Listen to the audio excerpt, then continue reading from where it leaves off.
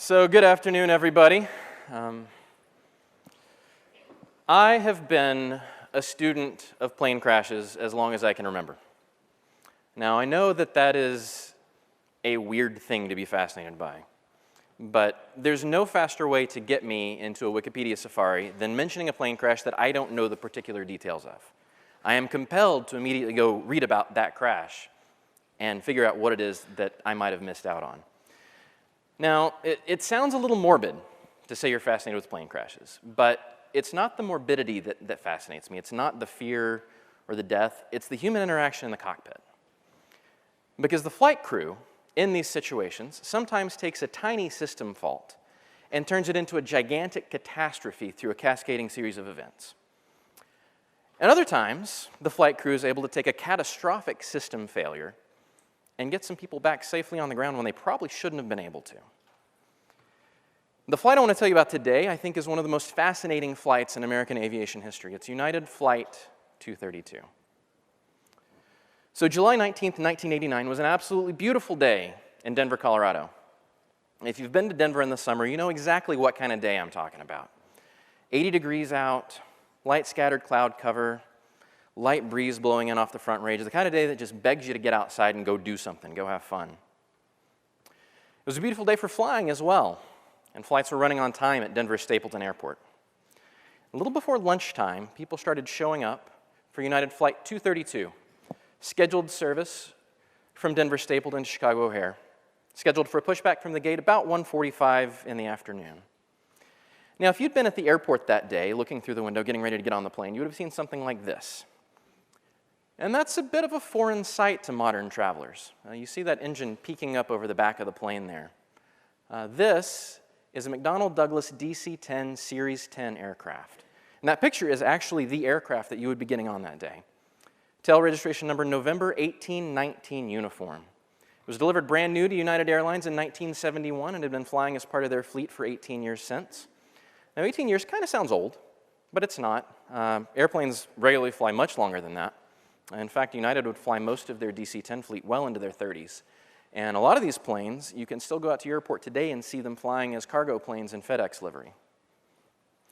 As you got on board the plane, you would have seen something like this. Nice, wide cabin, big seats. It's actually a little bit wider than a Boeing 777 if you've flown on one of those. Pilots loved the DC-10. They referred to it as the Cadillac Fleetwood of the skies. The big, roomy airplane, fun to fly and quiet. They especially loved taking off in a DC-10 because the three engines on this plane gave it way more power than it needed to get off the ground. So when they put their hand in the throttles, it would slam you back in your seats as you accelerated up to V2 and rotated and took off. And around 2:10 p.m. this afternoon, that is exactly what happened. This plane took a very normal takeoff at around 2:10 p.m., turned out east-northeast towards Chicago. If you'd been on the plane at this point, you would have smelled chicken strips because that's what was cooking in the onboard ovens. United was running a special in the summer of 1989 that they called their picnic lunch. And they would give you, this was back in the days when airlines still served you food on every flight. They would give you a basket of chicken strips, Oreos, and a little cup of cherries in a basket with red and white checked paper. About an hour into the flight, most passengers had finished their meal. And Jim McKay, the legendary host of ABC's Wide World of Sports, was about 20 minutes into telling everybody on board about the history of horse racing in the jewels of the Triple Crown. And about this point, you would have heard an incredible explosion at the back of the plane. Most of the passengers on board thought that a bomb had gone off. The plane, immediately the back of the plane dropped out from under it. People were slammed back in their seats, and the plane climbed 300 feet almost immediately, and then started rolling off to the right just a little bit. If you were looking around the cabin, you would have seen the flight attendants hit the deck.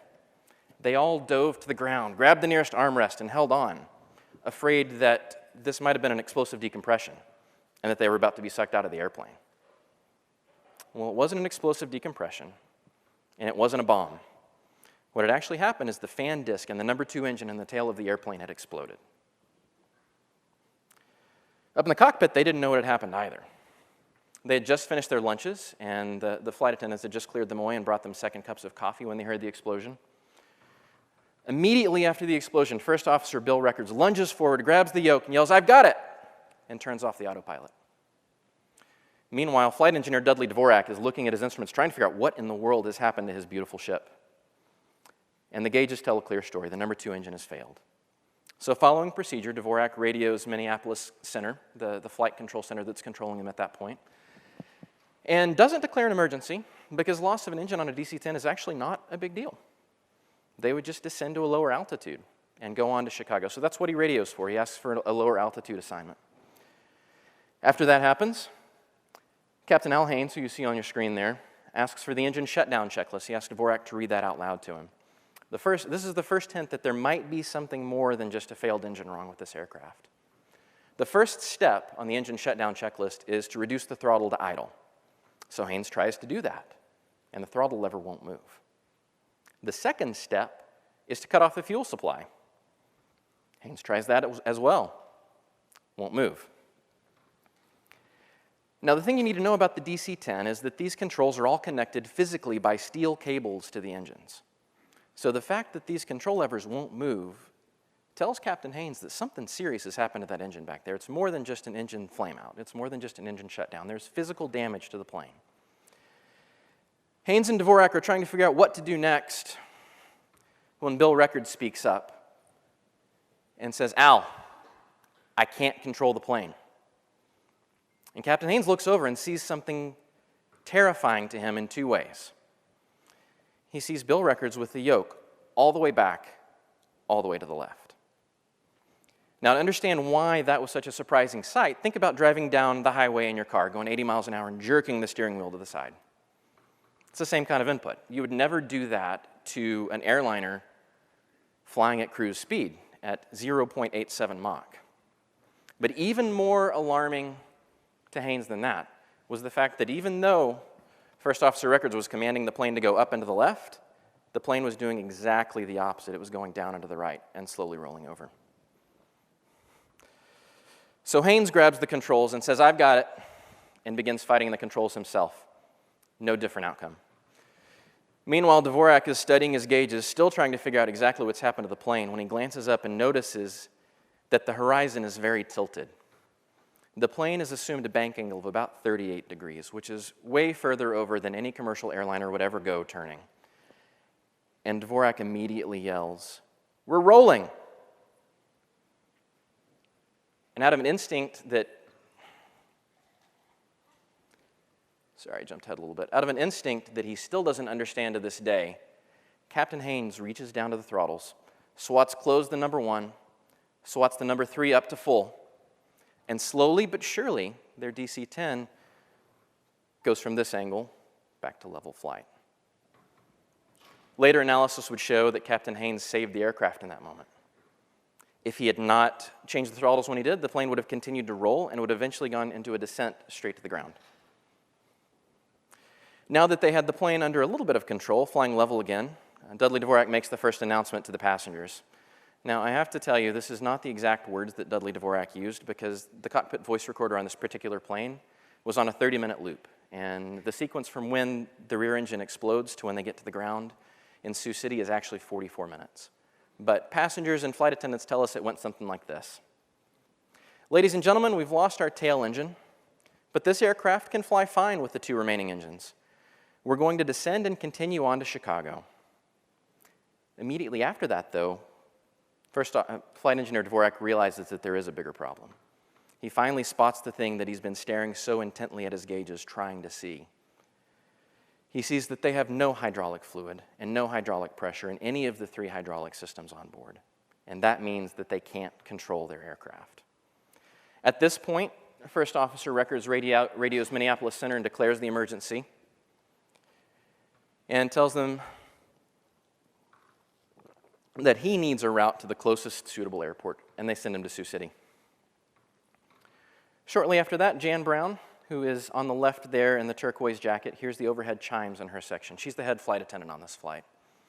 She looks around the cabin and sees that nobody in the cabin is calling her. Nobody else has their airphone picked up, so she knows that it's someone from the flight deck. Now, it would have been really unusual at this point in the flight for a flight attendant to hear from anybody on the flight deck. They're in cruise. There's nothing the flight deck would need to tell them about, and the flight attendants are all busy taking care of the passengers. So it was really unusual, and she had a feeling in the pit of her stomach. She knew that it was something bad, So she picks up the phone, and sure enough, Dudley Dvorak asks her to come up to the cockpit, and she does. And when she retells the story, she says that her whole world changed when that cockpit door opened. She said there was no panic, but that the sense of crisis on that flight deck was absolutely palpable. Haynes and Records both had their hands on the yoke, pulling as hard as they could on this plane, trying to control it, sinews raised on their arms. And here's what Haynes told her. We've lost all our hydraulics. We're having trouble controlling the plane, so we're going to try an emergency landing in Sioux City in about 30 minutes. I need you to prepare the cabin and the passengers. My signal over the PA will be brace, brace, brace, and good luck.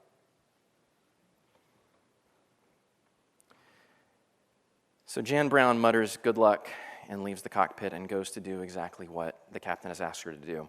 Meanwhile, Captain Haynes asked Dudley Dvorak to get out the flight manual and to find a procedure to handle complete hydraulic loss.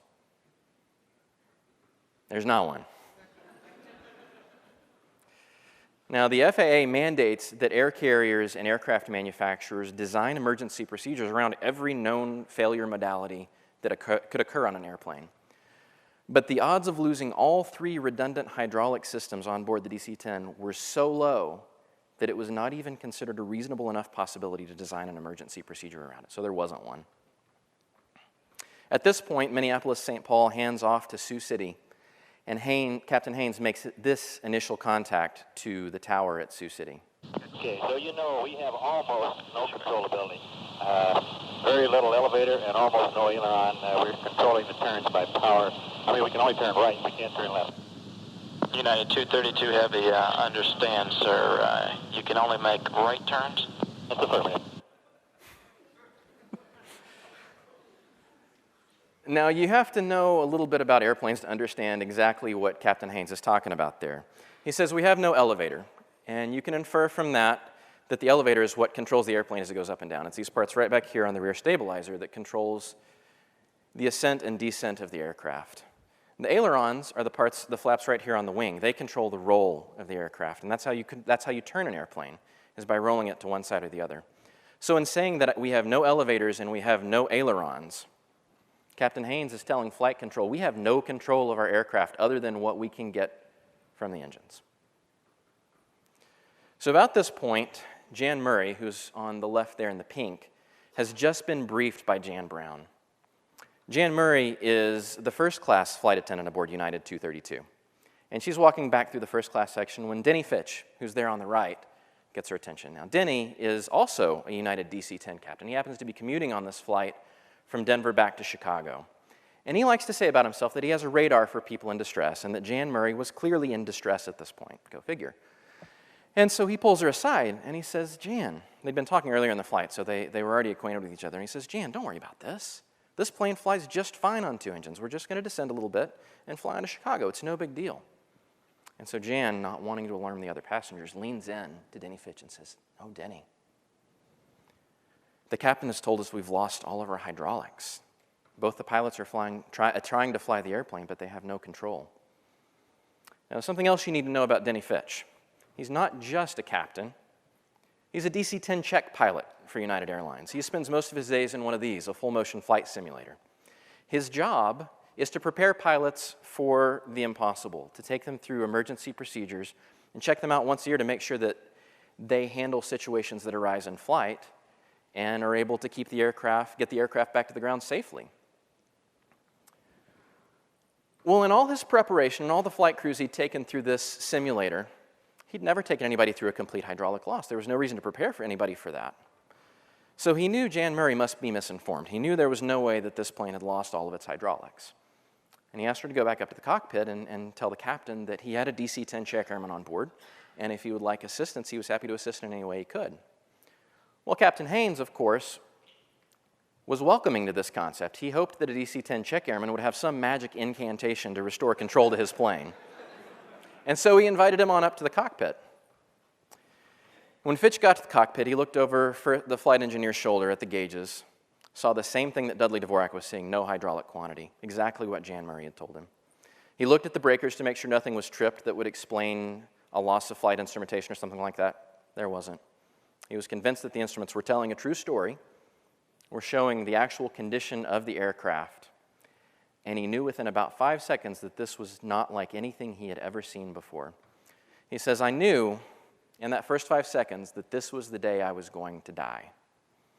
The only question I had was how long it was going to take Iowa to hit me. Now, I've said several times, I've hinted around that losing all hydraulics in a DC-10 is considered an impossibility. This is because there's 3 independent hydraulic systems in the DC-10. And each of the flight control surfaces is controllable by at least 2 of those systems. The systems are completely isolated from each other. There's no fluid connectivity. And hydraulic fluid is considered a precondition of flight on a DC-10. The DC-10, like the 747 and the Lockheed 1011 TriStar, was the first generation of airliners that had no manual reversion. If you're flying on, say, a 737 and you lose complete hydraulics, it's kind of like driving down the highway and losing your power steering. You can still wrestle the flight controls. You can still have some input and fly the plane. On a DC-10, not true. You lose your hydraulics, the flight control surfaces are so big and have so much force acting on them that there's no way you can move them without the hydraulics. Without hydraulics, one of 2 things was assumed to happen. It was assumed that the plane would either flutter to the ground like a leaf, completely out of control, or, like this flight tried to do, roll over on its side and go into a dive and pick up airspeed so fast that it would break apart before it ever hit the ground. But for some reason, this plane wasn't doing that. This plane was staying in the air. So since Denny Fitch didn't have any magic fixes, Haynes asked him to take over the throttles. Up till this point in the flight, he and First Officer Records had each been controlling one of the 2 throttle arms.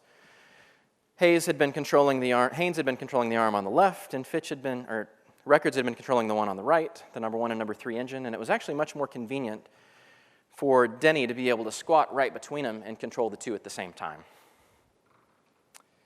And as Fitch is getting settled into controlling the throttles, Haynes radios Sioux City again to ask them for somewhere else that they might land. We have no hydraulic fluid, which means we have no elevator control, almost none, and very little aileron control. I have serious doubts about making the airport. Have you got someplace near there that we might be able to ditch? Unless you get control of this airplane, we're going to put it down wherever it happens to be. So controller Kevin Bachman goes and looks at his charts for a few minutes and tries to figure something out, but there's really nothing. There's not any place they can put it down. So a few minutes later, he radios back with this. United 232 Heavy, roger. Can you pick up a road or something up there? We're trying. It's still anywhere from 2,000 feet up to 1,500 down now in waves. Roger, Mark. Now, in that radio communication, Captain Haynes is telling us about something else that's happening to this aircraft. It's called phugoid oscillation. And this is one of the basic flight modes of any aircraft, any winged aircraft. And what happens is this plane is seeking equilibrium between lift on the wings and gravity. If you take a paper airplane and throw it off a high enough building, you'll see this exact same thing happen. It'll go up and down, trying to find that equilibrium. The plane goes down, builds airspeed, builds lift on the wings, and as the wings generate lift, it starts coming back up. And then it bleeds that lift back off and gets to the top and does a very light stall and starts going back down. But Haynes actually has his numbers reversed. He said that they were going 2,000 feet up, 1,500 feet down. It was actually backwards. Each one of these cycles, they were going about 1,500 feet up and 2,000 feet down. So instead of gaining altitude, they were losing altitude. And this tells you exactly what Fitch is dealing with trying to manhandle the throttles on this airplane. He's trying to mitigate the phugoid oscillation, and he's also trying to prevent the plane from rolling over on its right, which it's been trying to do this whole time. This plane desperately wants to turn right. And he's starting to have some luck with it. Come spinning down here. United 232 Heavy, Sioux City Airport's about 12 o'clock and 36 miles. Okay, we're trying to go straight. We're not having much luck. So at this point in the flight, here's the radar track of the path that United 232 took. You can see the plane enters the radar track at the bottom. The triangle up top is where they lose their engine. And they go into a wide 30-mile right turn. And then somewhere where the path crosses the initial direction of flight is where Fitch takes over the throttle controls. And he has some luck pretty quick mitigating the phugoid oscillation, but you can see clearly he's made something else worse. They're now circling in right turns. And that's why Haynes radios and says, as we're coming spinning down here, where's the airport in relation to us? It turns out, though, that these turns were actually fortuitous. It was pretty lucky that this happened because they were bleeding off altitude this whole time, and this series of turns is what let them bleed off enough altitude to get low enough that they could even attempt a landing in Sioux City. Jan Brown, the lead flight attendant again, was walking from the back of the plane when a passenger grabbed her attention and said, "Look out the window, there's metal sticking up out there." And so Brown goes over to the window and she looks back at the horizontal stabilizer of the plane, and sure enough, there's metal sticking up off the horizontal stabilizer. So she lets the cockpit know. Dudley Dvorak comes out to look, and sure enough, I'll show you a picture that was taken as this airplane was coming into Sioux City. If you look at the horizontal stabilizer, especially on the right, you can see daylight shining through a few places there where it shouldn't be. I'll show you a normal DC-10 tail next to it, and that makes it a little more obvious what's going on. You can see that the plane has lost its rear fuselage cone. There's several holes punched through the horizontal stabilizer, and it's lost the exhaust cone on the number 2 engine. Somewhere around 3 months later, they would find this in a cornfield in Alta, Iowa. This is the main fan disc from the number 2 engine, and if you look at it, you can see there is a gigantic crack running down the right side of it. They actually found this in a bunch of different pieces. None of those blades were attached. The disc had broken into 2 pieces. What you're actually looking at there is the very front of a turbofan engine. If you look at the front of a jet airliner, the fan that you see in the engine nacelle, that's what broke apart on this flight over Alta, Iowa. And if you look at the position of that engine in the plane, you can see that it is perfectly positioned for maximum carnage. There is a containment ring around this engine, but it's designed to only contain the kinetic energy of one of those fan blades letting loose, not the whole disc. To put enough armor around this engine to contain the entire fan disc as it exploded would make the plane too heavy to fly. There's no way you could do it. So they manufacture these discs with tolerances so that they won't fail. But this one did. Here's what happened to the plane. This is the horizontal stabilizer. When the fan disc gave way, they lost hydraulic system number 2 because they lost the number 2 engine, which is what powered that hydraulic system. The shrapnel, 70 separate pieces of it that pierced the horizontal stabilizer, took out hydraulic system 1 and hydraulic system 3. Now, the horizontal stabilizer is the one spot in the plane where all of these systems come together. And they have to get the desired redundancy, because you have 4 separate elevator panels back there, 2 inboard for use in high-speed cruise, and 2 outboard for use when you're closer to the ground and need a little bit more force to move the airplane around. So they've got all 3 hydraulic systems back there. Passengers, right after the explosion, described hearing something that sounded like a siren. And what that actually was the hydraulic pumps attached to engines 1 and 3 dutifully trying to bring the hydraulic systems back up to pressure, but actually pumping all of their hydraulic fluid overboard. So while Dvorak is back at the back of the plane looking at the horizontal stabilizer damage, they enter into the one left turn that they were going to make all day. They knew that if they were going to get back to Sioux City, they were going to have to turn left. There was no other suitable airport. They couldn't continue on forward. They had to turn left. And they get it done. And there's much rejoicing in the cockpit because they weren't sure they were going to be able to pull this off. But immediately after they get done with this left-hand turn, they get this from air traffic control. United 232 Heavy, you're going to have to widen out just slightly to your left, sir, to make the turn to final, and also that'll take you away from the city. Whatever you do, keep us away from the city. So that gives you a good picture of the gravity of the situation that they're facing. Haynes is still not very optimistic that if they go over Sioux City, Iowa, that they're going to be able to avoid meeting Sioux City, Iowa in a way that they don't want to. The crew is still fighting to suppress the phugoids and keep the plane lined up with the airport. And they manage to widen out just a little bit further left. They do it, and they get back on track to the airport. And they finally see their destination. They finally see the airport in the windscreen of their airplane, and you can hear Captain Haynes' relief when they finally spot Sioux Gateway Airport. United 232 Heavy, roger. And advise when you get the airport in sight. Got a runway in sight. We'll be with you very shortly. Thanks a lot for your help. Shortly after this, Bachmann calls back with their landing clearance, and this particular piece is my favorite air traffic control exchange in this whole series. United 232 Heavy, the wind's currently 360 at 11, 360 at 11. You're cleared to land on any runway. You want to be particular and make it a runway, huh?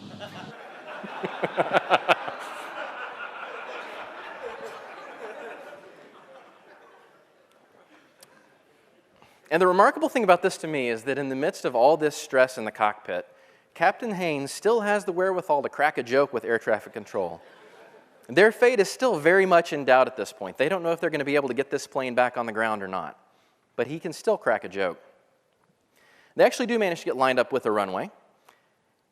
And here's the air traffic control exchange when they decide what they're going to do, which runway they're going to land on. And there is a runway that's closed, sir, that could probably work too. The south, it runs northeast to southwest. Pretty well lined up on this one, or I think we will be.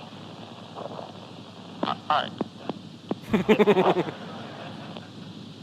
United 232 Heavy, roger, sir. Yeah, that's a closed runway. That'll work, sir. We're getting the equipment off the runway, and they'll line up for that one. How long is it? 6,600 feet, 6,600, and the equipment's coming off. So they've lined up with a runway, but it's the runway that Sioux City Airport had decided to park all the emergency equipment on, waiting for their arrival. So air traffic control, so the tower has to clear this runway. It's an old World War II runway that actually hasn't been in service since World War II. Concrete's in terrible shape, but it's a patch of concrete they can land on, and it's better than any of them thought they were going to be able to accomplish. So at this point, Captain Haynes makes his final announcement to the cabin.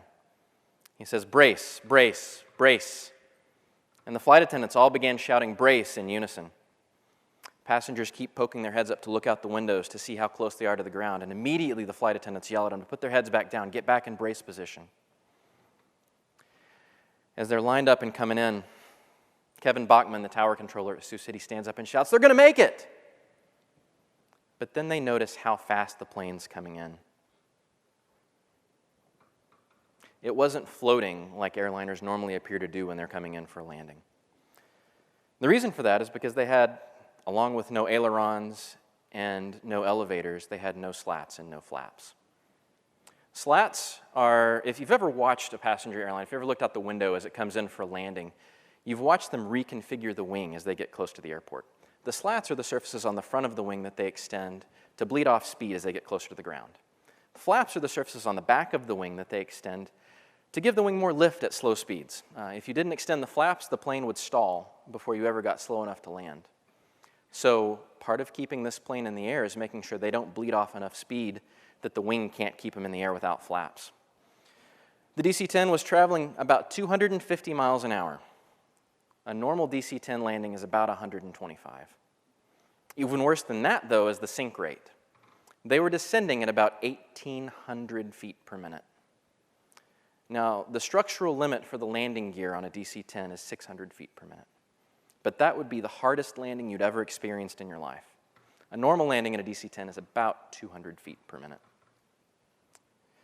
In the last few seconds of the cockpit voice recorder audio, you can hear the ground proximity warning system telling them to pull up and get the airplane back in the air because they're going too fast.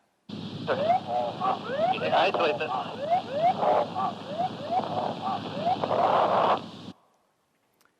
And as Captain Haynes says, our luck ran out about 50 feet above the runway. As they're getting close to the ground,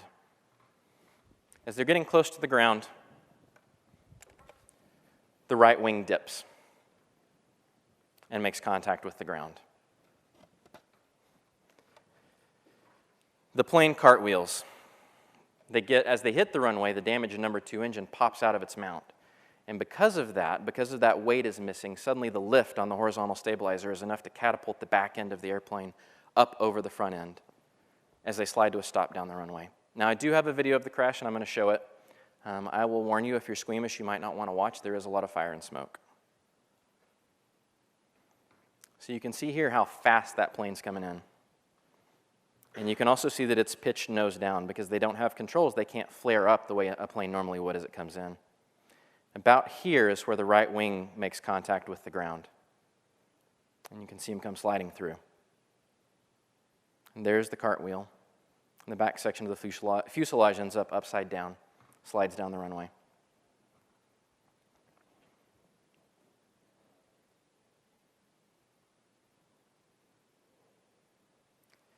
And they finally come to rest in a field of soybeans. As you look at this picture, the top, that slab of concrete at the top is runway 22. That's where that was the closed runway that they were lined up with.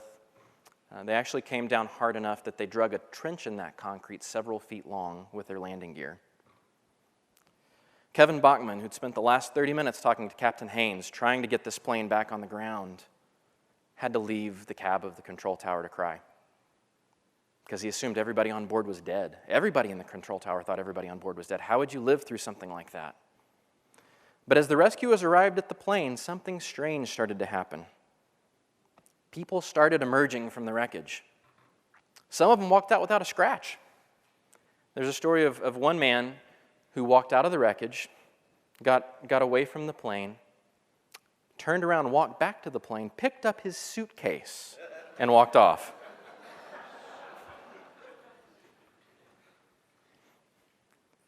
Of 296 people on board, 185 survived. So still not a great day. A lot of people died.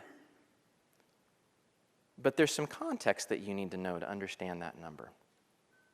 In the previous 25 years of aviation history, no one had ever survived the complete loss of flight controls on an airliner. There's a conclusive line in the NTSB report as well.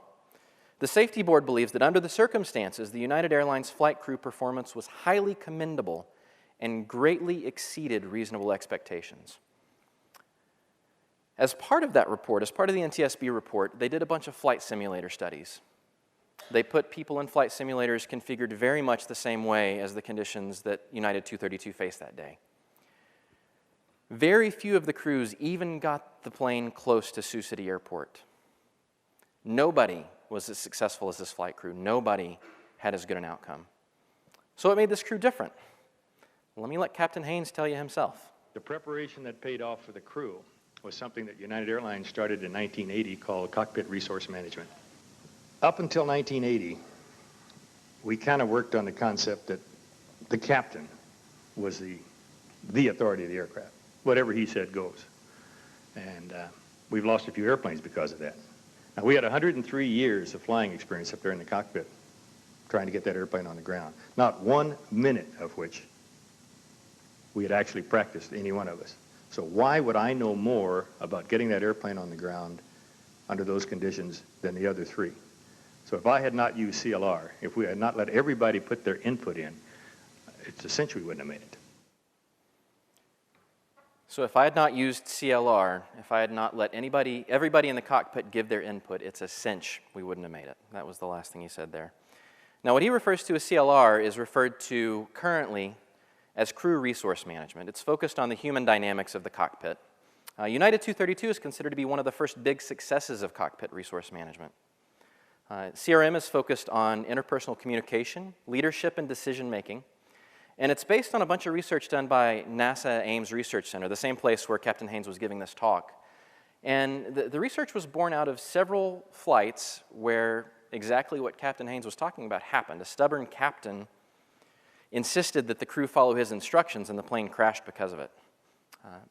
CRM actually became mandated for American flight crews after the crash of United 173 in Portland.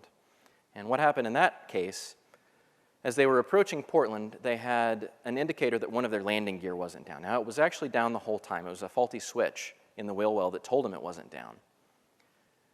But they spent so much time trying to troubleshoot that problem, flying around and around in a holding pattern, that they crashed 6 miles short of the airport, despite the first officer and the flight engineer repeatedly encouraging the captain to turn back before they ran out of fuel.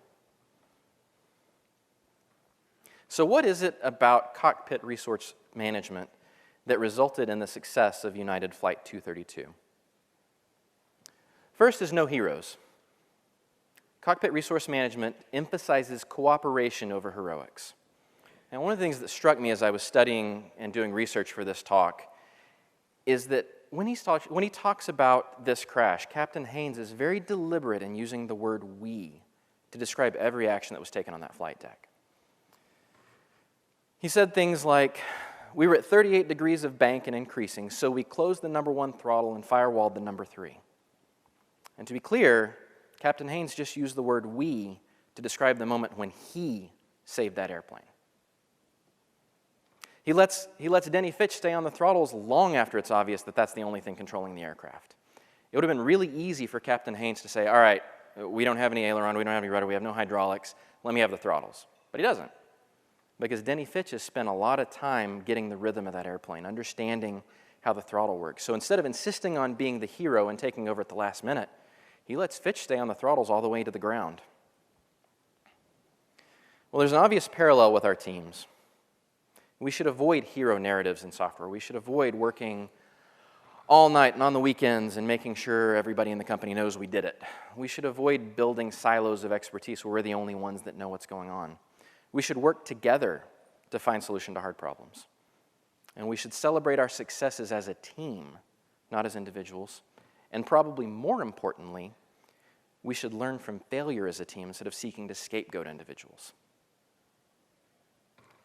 The other thing that made this flight so successful is that everybody in the cockpit had a voice. You heard Captain Haynes say it in that video.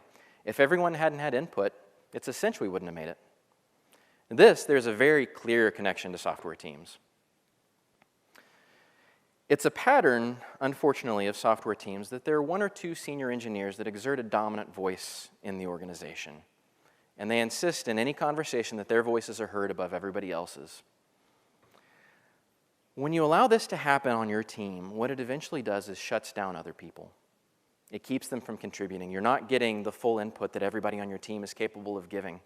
It's especially true for new engineers, and it's especially important if you want to build a diverse team, because if you insist on your senior engineers asserting their voice above everybody else, you'll marginalize all the other voices on your team. Now, the nuance to pick up about cockpit resource management is that it doesn't eliminate the role of captain. It doesn't eliminate the hierarchy in the cockpit. It focuses instead on teaching the captain to communicate with everybody on the flight deck and to seek that input. Well, that sounds very similar to what we ought to be doing with senior engineers. You can't be a senior engineer if you don't spend your time coaching others on your team, seeking to bring them up to your level of expertise. There's a lot we can learn from aviation in this respect. Anytime you get on a plane, you might have a pilot in the left seat of your airplane that's been flying that particular model for 20 years, and someone in the right seat that may be flying their first revenue flight with passengers on board. But if there's a disaster, you want those two to be working together to solve the problem. You don't want them to be relying on just the captain's expertise. Well, that's the same thing we see in our teams. We might have someone who's been writing software for 20 years and someone who just graduated from a code school working together on code. And both of their voices are important. Both of them have expertise. If this is something that you want to address in your team, Sandy Metz actually gave a fantastic keynote at Keep Ruby Weird a couple weeks ago about some of the psychological patterns that apply in this situation that keep people from speaking up and having a voice on teams. And there's some very practical steps at the end of her talk that you can take to make your team more communicative and help elevate those voices. I'd highly recommend you watch it. Software is a team sport. Building software takes technical skill, but building the right software takes human interaction. A lot of our teams tend to look like those older flight crews that brought planes down. That's not how we want to operate. Let's work together to look more like the crew of Flight 232 so we can do great things together. Thanks.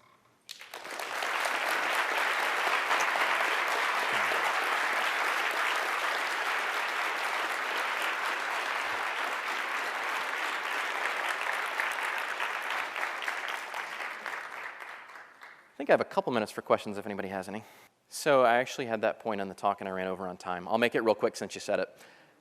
One of the things that Captain Haynes attributes to their success that day is the fact that he was dealing with Kevin Bachman at Sioux City Approach. He said the calm and measured voice that Kevin lent to the situation was a great reassurance to the crew. They happened to be landing at Sioux Gateway Airport on a Wednesday, and there is an Air National Guard detachment that's there on Wednesdays. That's the only day of the week that the Air National Guard is active.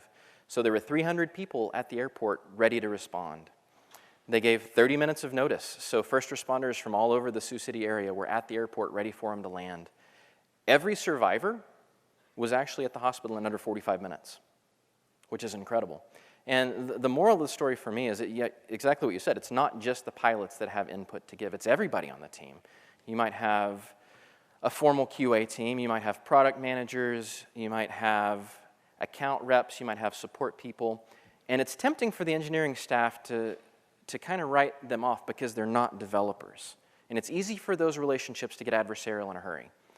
But Flight 232 wouldn't have had as many survivors as they did if they hadn't utilized all the resources at their disposal. As far as specific advice, culture change takes a long time. And it's hard to know what specific levers to pull. The one thing I would say is try to find an ally on the software development team to help elevate your voice from within. You're probably going to get the most traction the fastest by doing that. Anybody else?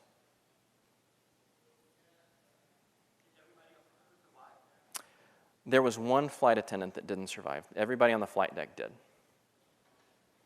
So there was one flight attendant that was among the fatalities. Yes?